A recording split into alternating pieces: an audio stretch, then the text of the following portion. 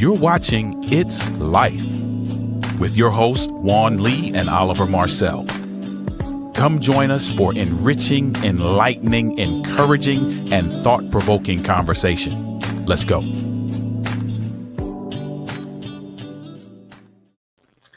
Hello, everybody. Hi, this is Juan Lee again from Clear Journeys. This Life, It's Life Live.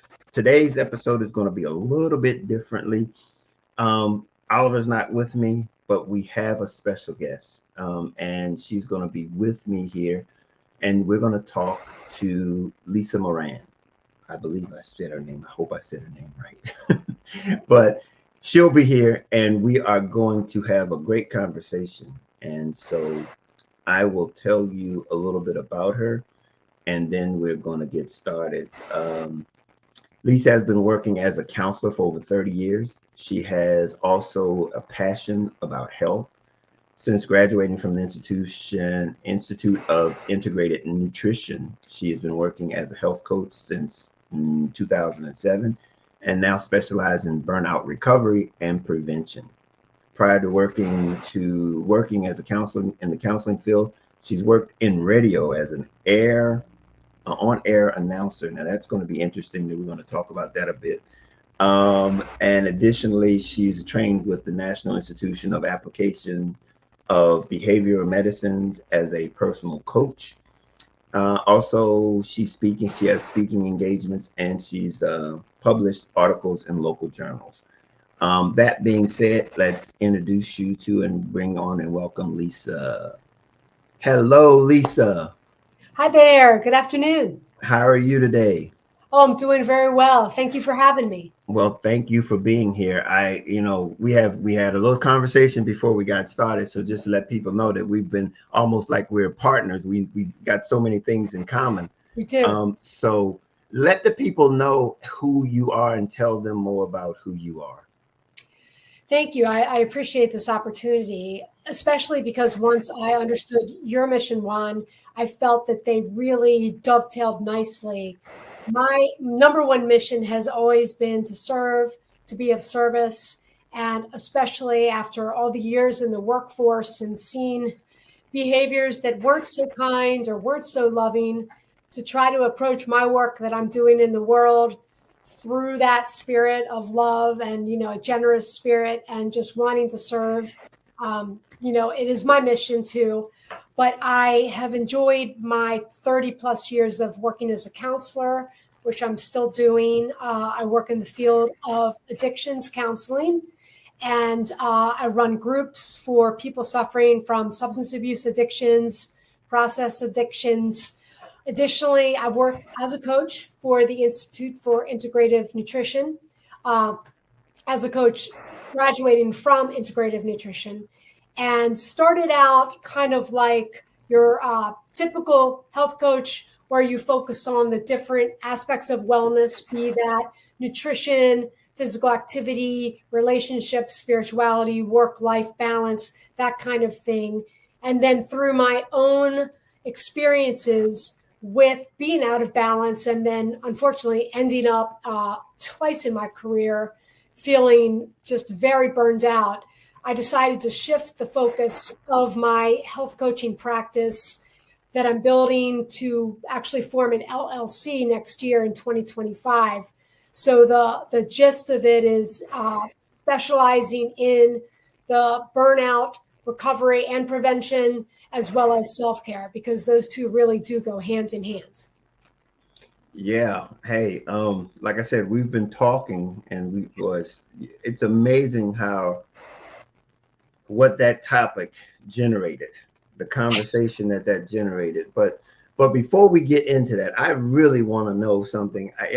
How did you get from an on-air announcer to being a counselor and a health coach?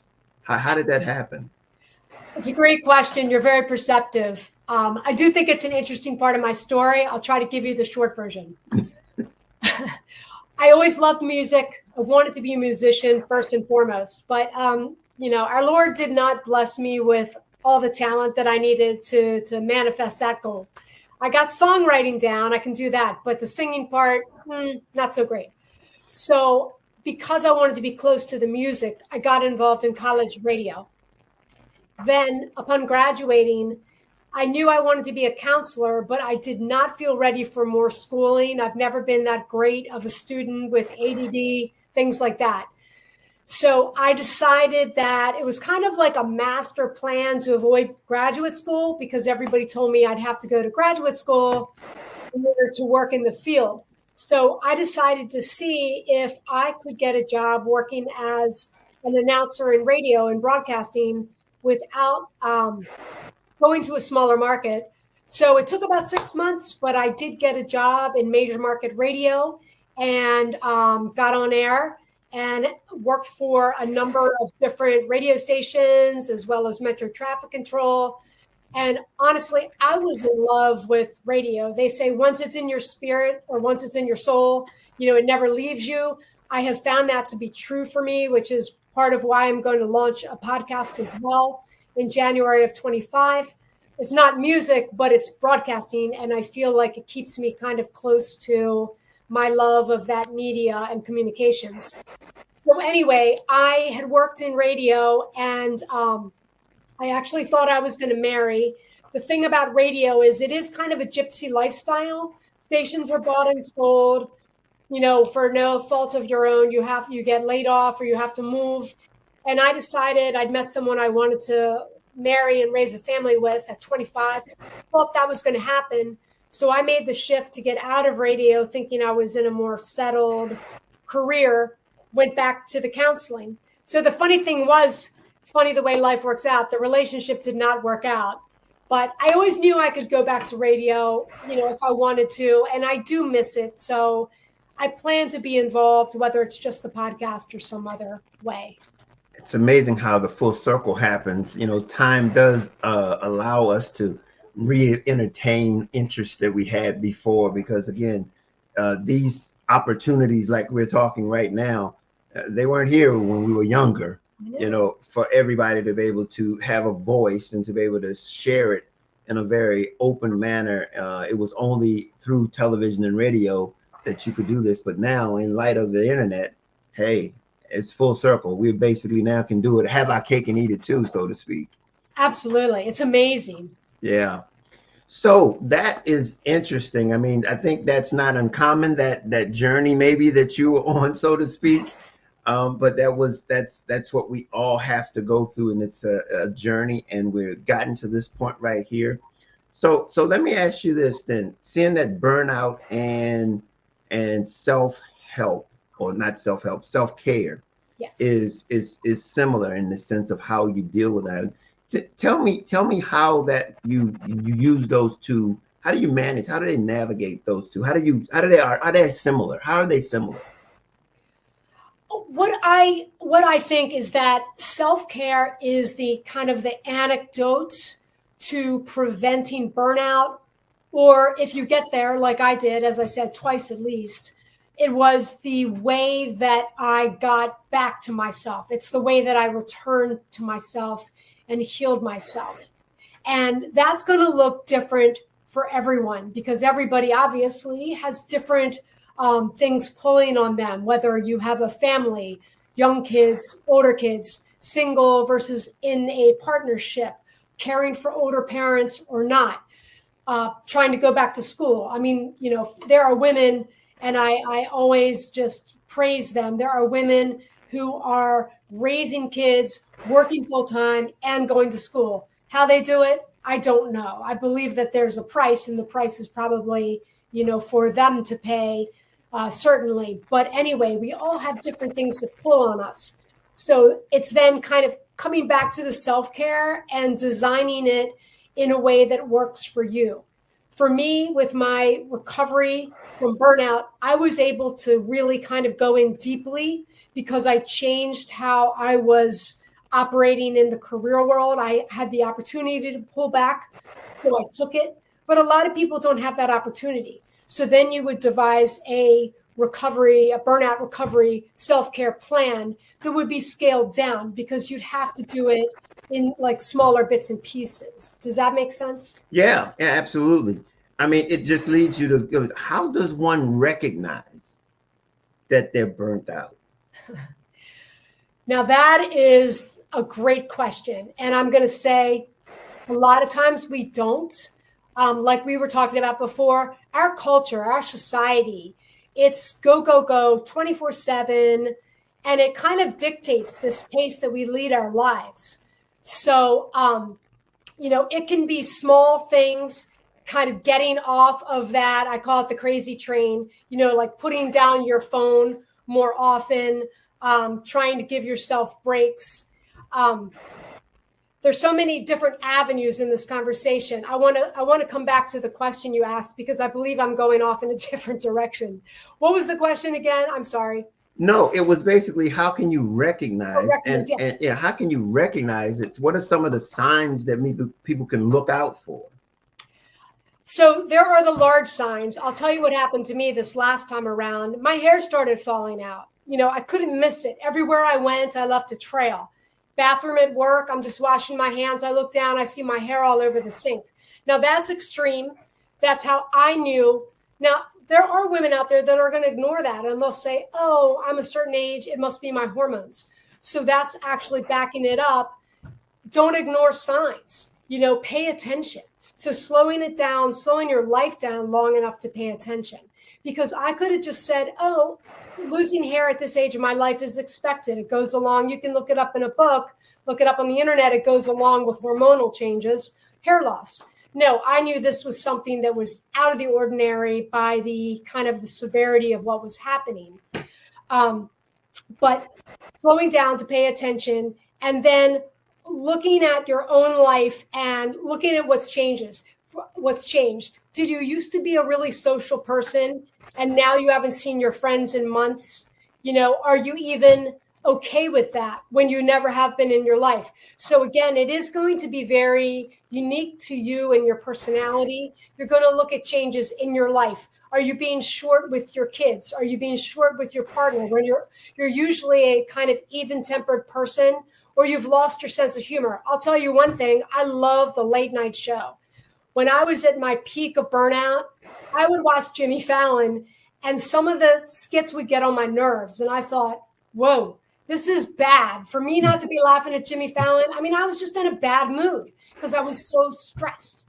And so for me, all these things together, the hair falling out, not laughing at things that I thought was funny, it's going to be unique for each of us, but you want to pay attention to what's changed, what's outside your norm, because these are the things that can guide you back. Yeah, I mean, you said some very interesting things, and what led me to what brought this to my mind was when you said you have so many different variables that you could dismiss being burnt out as something else. Yes. And I think I wanted you to speak on the fact as to what is exactly it mean to be burnt out? What does it mean to be burnt out? What is it affecting? What does it actually mean? Because you've given some examples of things to look out for, but what is actually happening when you're burnt out? That's a great question. So first of all, I want to say it reminds me around the time that I was recognizing it within myself, which was probably around the pandemic. I want to say it was around 2020. The Surgeon General of the United States government came out and made a declaration, and you can download this off of the internet, that burnout was an actual diagnosis, an actual illness. So up until then, people would talk about burnout and it was kind of like, you might even think of like, poor me, or, women complaining. They typically think of women as burnt out. Trust me, men have it just as much. But up until then, it was kind of seen as like, an emotional thing. And you just need to toughen up, or, everybody feels this way. You're just tired. You need a weekend off. No. Burnout is basically when you've hit that point of just exhaustion, where first of all, there's a term called anhedonia.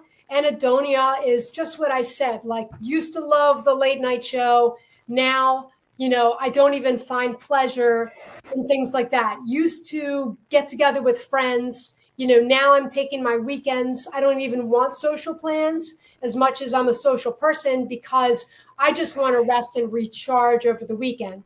So it's like you're burnt out, or I should use the word drained to a degree, where the normal things that might feed you are really not even working anymore, because you've pushed yourself so hard for so long that you just you need to actually take a sustained break. Or if you can't do that, and many people can't, you need to find a new way of doing life. I always say burnout is a result of how I was doing life. And like I said, Juan, I was even lucky enough to be able to scale back in the hours that I worked so I could recover. And then I was going kind of like full force in other directions. I was going to see every friend that I hadn't seen. And I was going to do, every class at the Y that I've been waiting to get to, or whatever it is. So it's like that tendency I had to go, full force ahead. That was part of how I got there, was the way I was doing life. Yeah. I mean, the thing about it is that at that point, what's your alternatives? What are your alternatives? And when that's life, when you're doing life, and that's life, oh boy, the podcast, it's life. When you're doing life and this is the result of it, how do you, what is the alternative? What's the alternative here? I mean, because at that point, you either have to accept that something's wrong with life, or something's wrong with me, or I don't know anything other than life as I know it. We often feel that way. I'm glad you said that, because I think 9 out of 10 people listening probably feel that way. So what I'm here to remind people of is you have choice. We often get locked into this way that we're looking at things. Just a paradigm shift. For instance, okay, you might think like women, and like I said, I know that men are just as much people pleasers as women. I ran men's groups for 10 years at this one addictions clinic, and I learned that men are as much people pleasers as women. But we tend to think that we have to be everything to everybody. I'm speaking now as a woman. So for instance, you might try to think, throughout the year that you need to see all your friends. Oh, I've lost touch with such and so. I need to get together with them. You can have a paradigm shift, and instead of thinking like every month or two, oh, I haven't seen, Sarah in 2 months, think of it maybe more as seasons. So like in this particular season, maybe you're trying to write a book. Maybe you're trying to launch a podcast like I will be doing next year. I'm sorry. Maybe you just had a baby. Maybe you're making a career change and there's a learning curve and you need to really get your feet on the ground with it. So that's a different season of your life. It's a different chapter. It may necessitate a different amount of focus and energy to put towards it to get off the ground. Or maybe your health is failing. Maybe you need to put time towards your relationship. So to really get clear, number one, on what's going on in your life and where is your energy needed, and then to make those sometimes difficult choices, but think about, relationships or life in terms of seasons. So for instance, I have already decided in the wintertime, I like to pull back a little bit. I think of that as more of an inwards season for myself as a writer and things like that. So I'm going to be less social in the winter of 2025. Also, I'll be working on the podcast and I want it to be successful. So to speak to your question, Juan, people are locked in this box. They think every 2 months I need to see those girls for brunch. I used to have a brunch every 2 months with these certain friends. But to now think, no, I'm going to look at my year in terms of seasons. So winter, I'm going to go inwards. I might take a break and not have any social events or 1 or 2 over the course of the winter. That will free up my energy for these other things. And then come spring, summer, I might see more of my friends. So that's just one way that you can make a paradigm shift and look at doing your life differently so you don't get the same results. Yeah, I mean, in light of what you're saying, and especially how you've di basically formulated how you structured this, at what point do you seek mental help? Oh, that's a great question as well. And I'm always going to be an advocate for that. As I said, I've been in the behavioral health field for over 30 years. There is a time and a place for that. Um, and, I have been there myself. So when you're feeling, first of all, you might have things like crying a lot, which you normally don't do, or you might have like angry outbursts. It's like I said earlier, it's not your normal personality. Maybe you're even tempered, but you find yourself on this emotional roller coaster. So if you slow down long enough to see personality changes within yourself, or especially if you feel like you need additional support, because I do want to say that although it's great to have a huge support system, it's probably best not to use your friends and family for that kind of support because number one, they can't be objective. So they might have their own slant. Like maybe you're a good listener for them and they want that dynamic, whether they're conscious of it or not. So they may not be used to you being the one who needs to be listened to and needs to lean on someone. And that's why, therapy is so effective, or a coach, because you've got somebody outside of your own network. You don't have a close relationship with them and they've got objectivity. So if you feel like you need that, you feel like you're struggling, you feel more emotional, you feel, especially if you feel despairing or hopeless or God forbid, like, life's not worth living. If you have those kind of thoughts on a regular basis, that's when this is outside the realm of normal highs and lows. And what I'm really getting at is that there's a connection to this burnout and your mental health. It's Yes. very much connected It is. to, and then in addition to the mental health, it then impacts your physical health. I knew you were going there.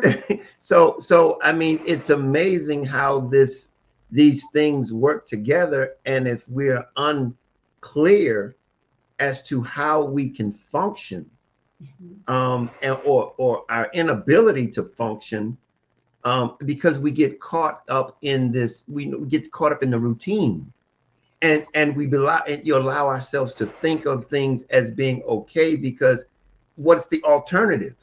There isn't any alternative. Exactly. So I mean, that's really, I think, important thing to understand as to this is the holistic approach here. 100%. And what you just said about the mental becoming the physical, if you think of my example with the hair falling out, sure, there's some hormonal changes at the time, but I knew the stress I was under. And what I said to myself is, and I was not sleeping. And when I did sleep, I had a series of nightmares on a regular basis. So the stress was coming out when I did sleep. But I said to myself, if my hair is falling out like this, what is happening internally, in terms of inflammation? This is the outward manifestation. My hair is going by the wayside, rapidly day after day. What's happening internally that I can't see with that stress? And, we spoke a little bit about the mind-body connection. For a long time, I started studying this in the mid-90s. It was seen as very, alternative medicine, kind of woo-woo, mind-body connection. When I was going to those conferences, you referenced, it's called the National Institute for the Clinical Application of Behavioral Medicine. Phenomenal organization. Back then, things like tapping were considered woo-woo, kind of almost like a weirdo practitioner. Now it's in the mainstream just as much as acupuncture. With the mind-body connection, I referenced somebody that I know that is undergoing a major relationship stressor and, now is dealing with cancer. So you cannot keep these two and separate these two. They're always going to be intertwined. You can kid yourself. You can tell yourself, I don't believe in the mind-body connection, but your cells are eavesdropping on you. Your cells are listening. They know what's going on. When your heart is hurting, when you're feeling upset about a relationship or a job or something else day after day, your body is registering that. And it's going to take a toll if you turn a blind ear to it long enough. You know, you just said something very interesting, because we won't get into it right now, but you see, I don't have any hair. And that's been gone since probably 40. Oh, really? Since about 40. Okay. I think that's a little bit of scenario as it relates to what we had previously been talking about. But anyway, but that was interesting, because that was an aha moment as you were saying that. I was like, it's interesting. So that will be for me to continue on my journey. Here's the thing. Sometimes we have a tendency to overlook the need for self-care. Why is that? And what are some of the things that prevent us from taking on that approach in the practice of self-care? Yeah, another great question. I will say, especially a while ago, let's go back to the 90s, but even now, our society, and as women, we are often encouraged, to be the caretakers and nurturers. So sometimes taking time out for ourselves can be perceived as selfish. I know when I first started doing this, I recognized the need for self-care and the need to I was a people pleaser extraordinaire. I tried my best. I probably wasn't as good at it as I thought I was or as I wanted to be, but I did try very hard. And I realized at 30 that that wasn't serving me. So I started making changes. And the thing is, back then, this was not a common topic. So the first thing that shocked me was how little support and how much pushback I got. And I had been a very giving person. So I thought people knew that about me, so that if I was pulling back, I thought they would understand it was for good reason. But no, I did not get a lot of support. So I do want to give that message to people that may be now, listening to this and deciding to implement a little bit more self-care. You may not get support from the people in your lives. Again, particularly if they're used to you being a people pleaser, if they're used to you not setting boundaries, if they're used to you coming through for them. I've seen it in other people that are close to me. When they start to pull back, those people that have been used to how they've been showing up, they don't like it so much sometimes, because, we all get used to certain patterns in our relationships. And so staying strong and knowing that you're going to actually show up more authentically and better, because if you're taking care of yourself, you're going to show up, stronger and more present when you do come through for others. Well, let me ask you a question. You keep bringing the word up, people pleaser. Yeah. And it's in reference to, I understand how you use it in the context with women. But what does it mean to be a people pleaser if you were to transfer it into maybe a man's domain, so to speak? Whereas is that it's not necessarily what does people pleaser mean? Let's just leave it there. What does it mean to be a people pleaser? People pleasing, and there are different motivations for the behavior. So that's, again, where a counselor or a coach can be helpful. But basically, it's putting others first and always looking for ways to serve, which, even as I say it, that's a very, very beautiful personality trait. It's a very, it's kind of God-like, Christ-like, if you're a Christian. Mm-hmm. But the thing is, if you're doing it at your own disservice, you're in disservice of yourself, meaning, you're doing that so constantly or going so hard in that direction that you're leaving your own self depleted. Who is that serving? And it's really interesting, back to the mind-body connection. They actually have found there's certain personalities that are more likely to get things like Parkinson's, which we see a lot more of these days. And people pleasers are one of the personalities that tend to end up with Parkinson's more often. I know somebody right now who's struggling with that. And what I know of this person, they do seem to be a people pleaser. So it seems that there's some, actual benefit or actual evidence to back that up. But anyway, people pleasing is when you're always seeking to serve to such a degree that you're putting your own needs on the back burner. And so, for instance, one of the things you want to look at with that is that might be how you want to show up in life and in your relationships. And it's beautiful. I will always say that it is. But pay attention to, in your own times of stress, do you feel resentful about that? So I'll give you an example. This is actually, it's a personal example. It's actually a little bit of embarrassing. But in my 20s, before I decided to focus on self-care and pulling back a little bit, setting boundaries, I had just become a counselor. And so I really felt great that I could be a good friend and be a good listener for my friends. So back when I would work the phones, I would stay on the phone about, 3 hours a night, talking to different friends about relationships. I would go from call to call to call. They'd just come out with call waiting. And a lot of times, because I drank a lot of water, I would need to use the bathroom between calls. But I wouldn't even speak up for myself back then because I was so giving that I would literally be on the phone for hours, needing to go to the bathroom, but not saying. Now you could say, oh, was that low self-esteem, whatever. But I know that it came from this spirit of wanting to be of service, but I took it to extremes. And, so then I believe, looking back, this was a while ago, but if somebody wasn't there for me, I believe I did have resentful thoughts, like all the times I've listened to you and, now I need something rarely, that friend's not there for me. So that's a way of teasing out whether maybe you're giving too much. Do you feel resentment at times in a relationship because you're always the giver and you're dealing with a lot of takers?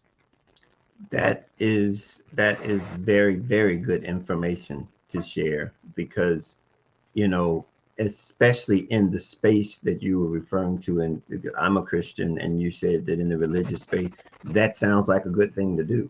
It does. But not knowing how to manage that, I think that was key information for people to understand. And the thing about it is it's as much as, let me see if I can say this. It's as though there's this direct conflict, this contradiction, as it relates to can you, should you, or, it's almost like you've got to be selfish in that scenario to be able to be self-sufficient, to be able to be a giver at the same time. And that's a space that's really, it's a very delicate space to try to navigate. It is. And you make me think of three important things. One is that I'm sure you've heard the expression that we can't give from a dry well. Absolutely. Absolutely. It's true. And also you've probably heard that anecdote about the plane and the oxygen mask, right? Absolutely. Yeah. Mm-hmm. So if you have a child sitting next to you, as much as you want to help the child first, you must put on your own mask first in the plane, because if you pass out, you're of no help to that child. Absolutely. So seems selfish, but you've got to do it. So it's like we can't love others or show up for others until we've shown up for ourselves. That said, now it's going to sound like I'm contradicting myself, but as you might have picked up, I'm very analytical. I have that kind of brain. I always try to think of every possibility. There are going to be extenuating circumstances. So I thought of a time to share. There was a time when my father was being placed in an elder care community, coming down with dementia, wasn't doing well physically. So, of course, now I had to fit into my weekly schedule, which I very much wanted to do, visits with my father.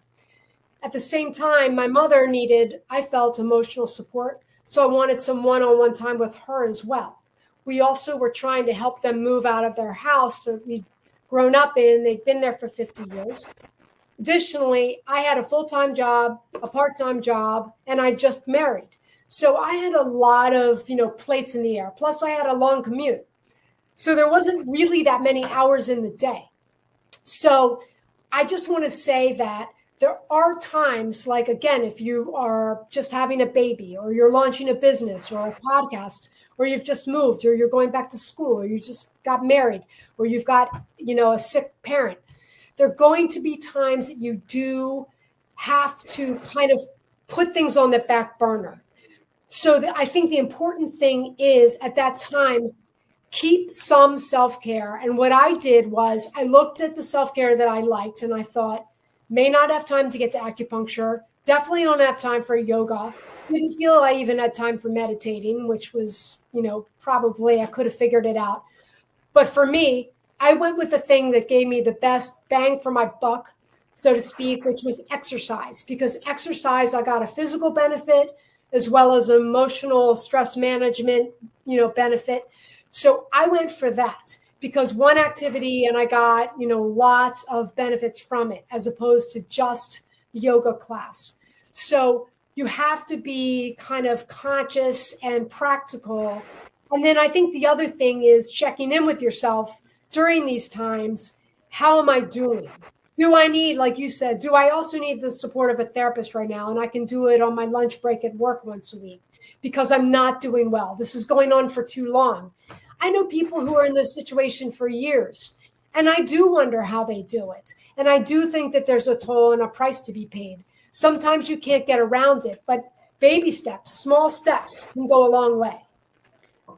Boy, I tell you, you are speaking truth. You are speaking truth, and unfortunately, I can relate to a lot of what you're saying. So if anyone needs someone to agree with what she's saying, I'm here. I'm proof number one of what she's saying.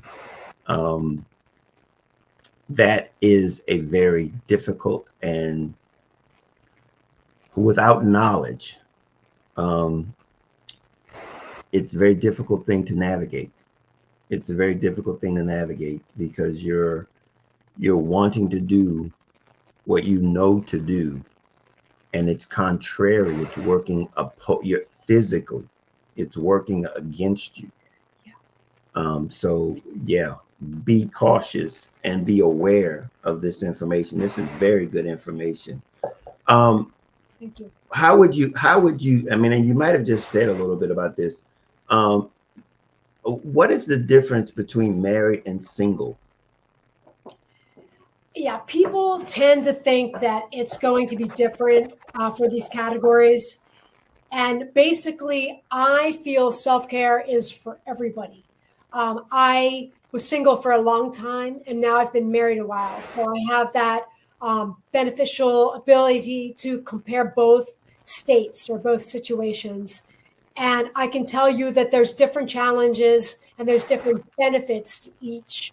I think you have more time probably and more flexibility when you're single. So you might be able to go in more deeply with your self-care. At the same time, as people who are in partnership hopefully know, if it's a healthy partnership, there's something that you get from having that kind of support in your life that can really lift you up and help you and take you further. That, if you compared, if you were able to quantify, the self-care that I got as a single person, although I could do more in any given week because now I'm giving time to my partnership, but that connection.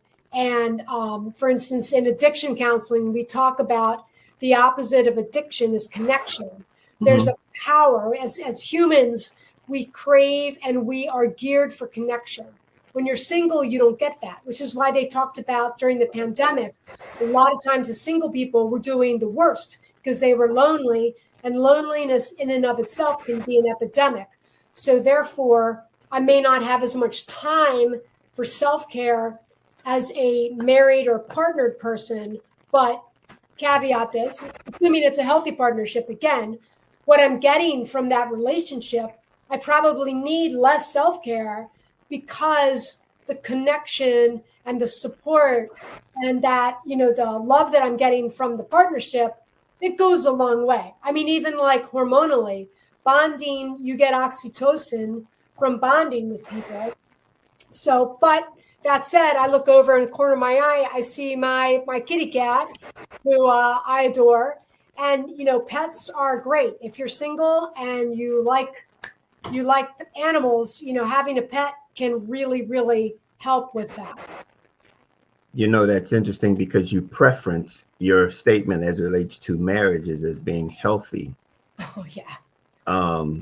And how would that impact it if it's not healthy? Oh, wow. What a great question. Again, going back to that mind-body connection, think about the negative effect of sharing your space if you're living with somebody, or even if you're not, but of being in partnership where there's that tension and that kind of negativity in dealing with the other person. If there's unresolved issues, it clouds everything. You're thinking about it at work, you have a session, or, you're dealing with a coworker, something reminds you of a conversation or a fight. I mean, those kind of things, we don't leave them at home. They travel around with us. So it's ever present, and it has the ability then to impact your stress hormones, your sleep. So yeah, I mean, if you look at the statistics now, I believe it's less than 50% of marriages stay together, or around 50%. But the other question is, what percentage of those that stay together are healthy and happy? What percentage are just roommates and they're doing it because it makes sense financially, or because they haven't figured out how to extract themselves, or because they're in denial, or because they have children? So the percentage of happy marriages, not so high. And that being the case, though, it has to be figured in or factored into this formula as it relates to understanding how broadly this problem is as it pertains to self-help, self-care. Yes. Because in many cases, and in some cases, we are struggling in every aspect of our lives where there is absolutely no turnoff. There's no turnoff. And so that is something that you have to be able to be acknowledging and be aware of, is that this is a connection. Like you said, this mind-body connection is constantly in effect, constantly. And over time, and this is the big thing here, is over time, it will show itself. It will. It will show itself. Absolutely. It's like you think you're getting away with it. And then you think, wow, where did this illness come from? Oh, because, you've been in an unhappy partnership for a decade, thinking it would not, manifest in some way, that you were just dealing with it. Or it shows up like I talked about it. My stress from work showed up in my sleep. When I could sleep, I had nightmares. There's no denying that. My body is processing, my brain is processing the stress, This self-care, you've just brought forth some clarity, some super clarity as it relates to understanding how self-care and what burnout, how it manifests itself. And we think about the ages of how people age in our society. I know. And we talk about, the quality of life as we age. And then we think about in some Eastern countries, Eastern, they're living longer. And we are associating, to the American way of life, but it's also in every aspect of that American way of life. Yes. And how we perceive and how we navigate this thing. That's something that I talk about constantly, is being able to navigate it successfully. But this conversation does nothing but illuminate the need and the necessity to understand navigation. You can never think that life is not adding up on you. It's not building on you. It's evolving, but it's actually how well you do it. It takes time for it to manifest. It does. It does. And again, I'm agreeing completely with what you're saying, because we live in America in this, I call it the, pop a pill culture, meaning, you look at the commercials, you got a headache, take Tylenol, you need energy, have a Monster drink, you need to go to sleep, take Lunesta, you've got acid indigestion, take a Pepsid, whatever. So it's like constantly, you can just take this pill and keep going. You can just, you don't need to sleep. You can stay up all night. You can, work all night. You can fly, take the red eye. This is a culture, and we get handed down these beliefs and we internalize them, that we can't get off of the crazy train. I mean, if you look at other cultures where the siesta, they take a nap at 3:00 in the middle of the day, and it's built into their culture. It's not judged. It's seen as a way to foster and promote productivity, and it's accepted. And it's, take in Italy, enjoy your meal, spend hours, at a meal and really digest it and enjoy the food and let it nourish you. So a lot of this is our culture, and we need to make the decisions for ourselves. Is this working for me or is it not? But another thing I wanted to mention, you were talking about the mind-body connection. I was just talking in my group last night that we were talking about anger. And a lot of times they say that with depression, it's anger turned inwards. So we all feel anger, but we're not really taught how to express that emotion in a healthy way. So a lot of times we feel that it's a bad emotion. We should cover it up. We should get rid of it. So rather than express it in healthy methods, like sitting down and having a conversation that's a hard conversation that needs to happen, or even just deciding I've had a terrible day, instead of going and having a drink on the couch, go for a run and get out that aggression, run hard at the end and really, really sweat, really push it.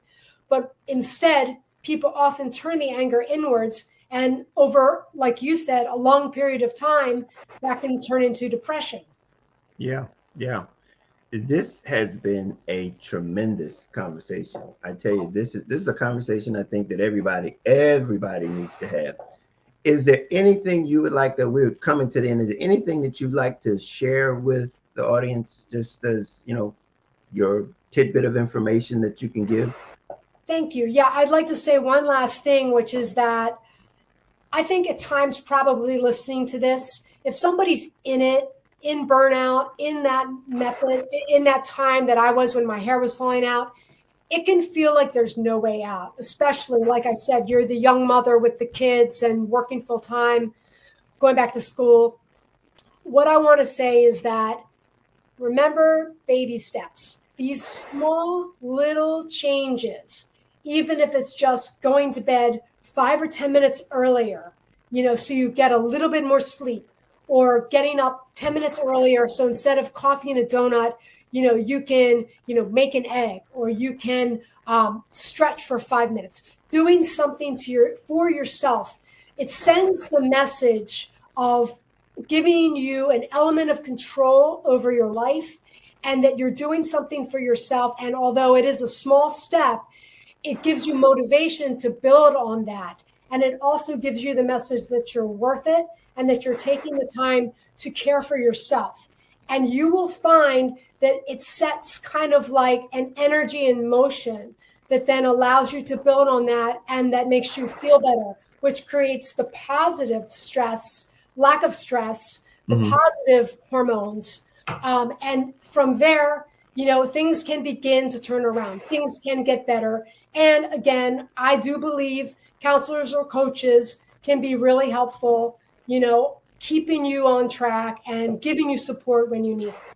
Hey, all of that's great. That's great. I tell you, this has been enlightening for me. And so I tell you, thank you very much. How can people reach you? How can people reach out to you? I know they can get to me and I can get in touch with you, but is there any way that they can reach you directly? Thank you. Yes. Right now, I'm in the process of forming an LLC for 2025. And with that will come a new website. So for now, the best method would be my email. I don't know if you want me to list that or you'll put it in show notes or something. I will do that. I will make sure that they have it.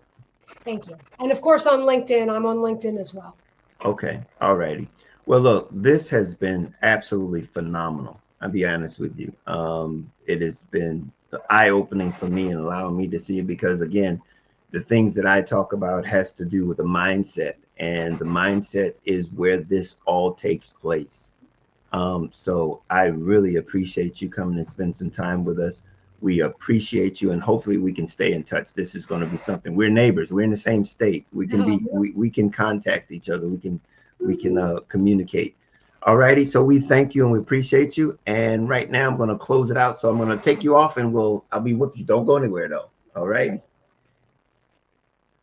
All right, everybody. That was phenomenal, and I hope everybody who's listening has taught this something. No matter what stage of life that you're in, we've got to be conscious of the fact that this burnout it's almost like it's a secret. It's a thing that just creeps up on you. So you have to be aware of it and be conscious of these things that are happening to you in your life. So until then, we're gonna go back to the show as we normally have, and we will talk to you later then.